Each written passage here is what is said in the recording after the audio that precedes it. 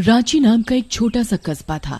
वहाँ हर दिन किसी न किसी घर में सिलेंडर चोरी होता और उस घर के लोग मारे पाए जाते थे। हर कोई परेशान था कि आखिर ये सब कौन कर रहा है और क्यों। फिर एक दिन विमला के घर की घंटी बजती है।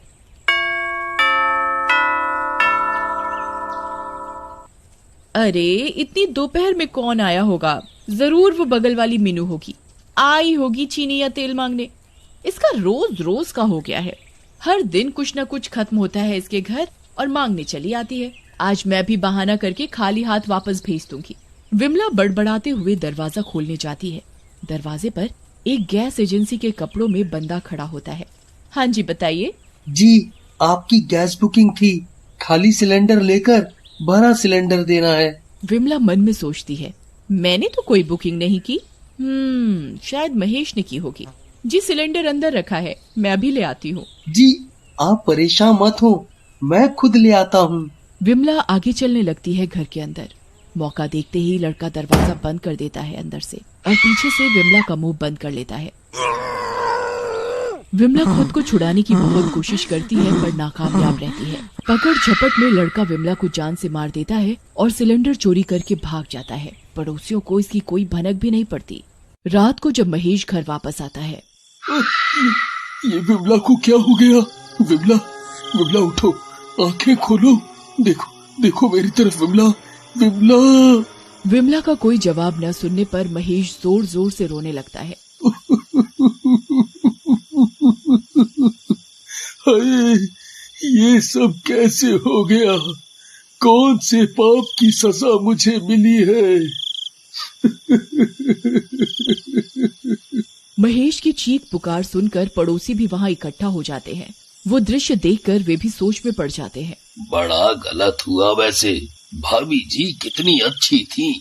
भाई, उन्हीं को कौन टाल सकता है? पर ये सब किसने किया होगा और क्यों? तभी कोई अंदर से आवाज देता है कि महेश के घर का सिलेंडर गायब है। पर रोने धोने के चक्कर में कोई भी इस बात पर गौर नहीं करता।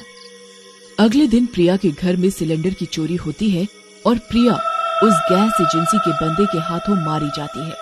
जब इस बात का खुलासा होता है तो सब हैरान हो जाते हैं। हो न हो, एक बात तो साफ हो जाती है कि कोई गैस सिलेंडर चोर है जो सिलेंडर की चोरी के लिए घर में मौजूद इंसान को मार रहा है। सही बात है भाई, जिसकी भी लाश मिल रही है उन सब के घर का सिलेंडर गायब है।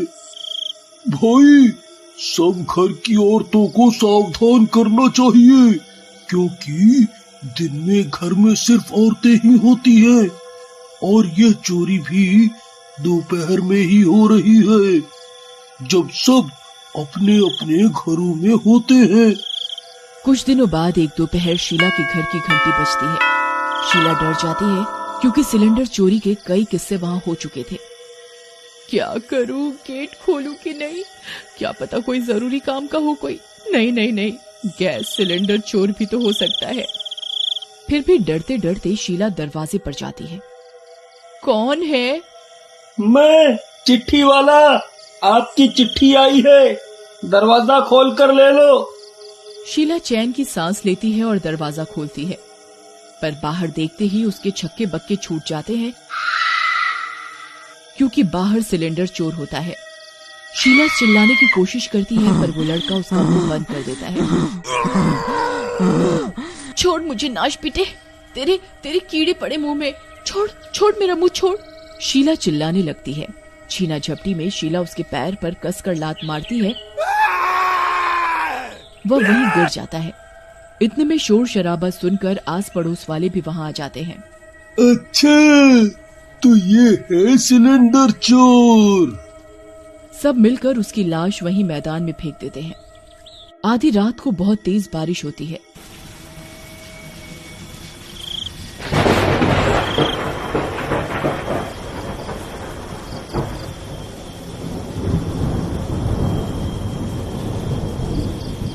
तभी वहां अजीब अजीब सी आवाजें आने लगती हैं।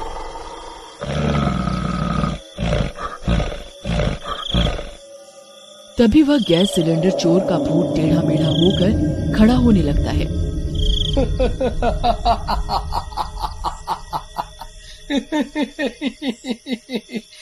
देखो दुनिया, देखो मैं फिर आ गया। अब कैसे मारोगे मुझे?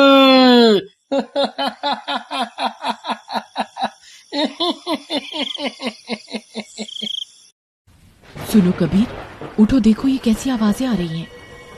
चल चल चुपचाप सो जा, मौसम खराब है, वैसे ही आवाजें आ रही होंगी। कबीर सो जाता है, पर रमा को अभी भी वो भूतिया आवाजें आ रही होती हैं। ये तो उठेंगे नहीं, घोड़े बेच कर सो रहे हैं।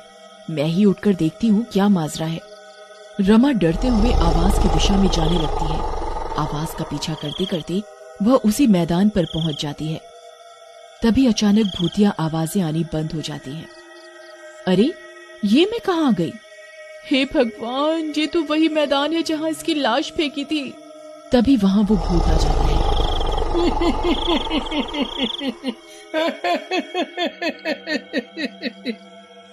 आ गई तू, बड़े काम आएगी तू मेरे।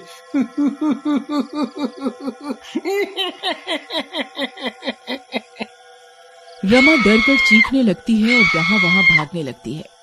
तभी भूत उड़ता हुआ जाता है और रमा के शरीर में घुस जाता है। रमा की आंखें हरी हो जाती हैं और वो बिना कुछ बोले अपने बाल बिखरे हुए घर में आती है और अपना सिलेंडर लेकर मैदान पर जाने लगती है। अरे रमा, ये तुम क्या कर रही हो? इतनी रात को कहाँ लेकर जा रही थी ये? रमा गुस्से भरी निगाहों से उसे देखती है। कबीर रमा का डरावना रूप देखकर चुप रह जाता है। भूतिया रमा फिर अंजलि का गेट खटखटाती है। अरे इतनी रात कौन होगा? कोई फिर से मुसीबत तो नहीं आ गई कोई? अंजलि नींद में उठकर गेट खोलती है।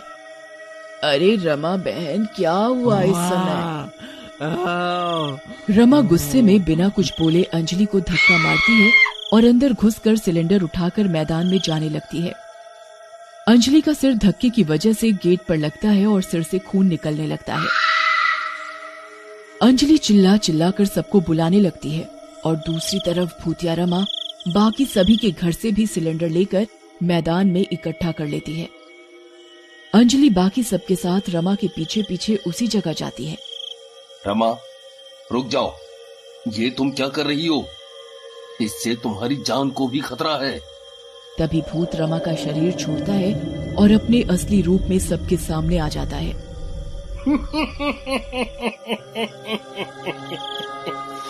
ये सब मैं कर रहा हूँ। तुम सबको क्या लगा कि मुझे मार डालोगे तो बच जाओगे? अब मैं अपना मकसद पूरा करूंगा। तभी भूत सारे सिलेंडर की गैस लीक कर देता है और पूरे मैदान में आग लगा देता है। अरे नहीं नहीं, ये क्या कर रहे हो? सब नष्ट हो जाएगा। तभी ऊंची ऊंची लपटें एकदम से पूरे मैदान को पकड़ लेती हैं और सब धीरे धीरे चलने लगते हैं।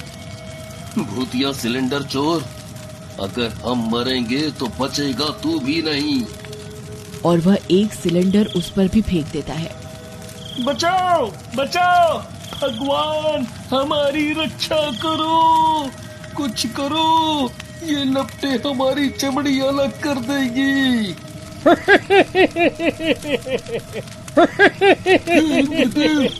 तुम ही कुछ करो वरना सब नष्ट हो जाएगा। तभी अचानक बादल गरजते हैं और तेज बिजली कड़कती है और जोर की बारिश होने लगती है। धीरे धीरे सारी आग ठंडी पड़ने लगती है। धन्य हो तुम ईश्वर, अपनी सृष्टि की रक्षा करने के लिए कोटि कोटि धन्यवाद। तभी नजारा देखकर सब दंग रह जाते हैं। अरे अरे मैं जल रहा हूँ, इस बारिश से मेरी आग क्यों नहीं बुझ रही? बचाओ बचाओ। अरे ऊपर वाले की लीला तो देखो, जिसने सबके लिए गड्ढा खोदा वो खुद उसी गड्ढे में गिर गया। और देखते ही देखते उन्हीं सिलेंडर्स के साथ वो भूतिया सिलेंडर चोर जलकर राख हो जाता है।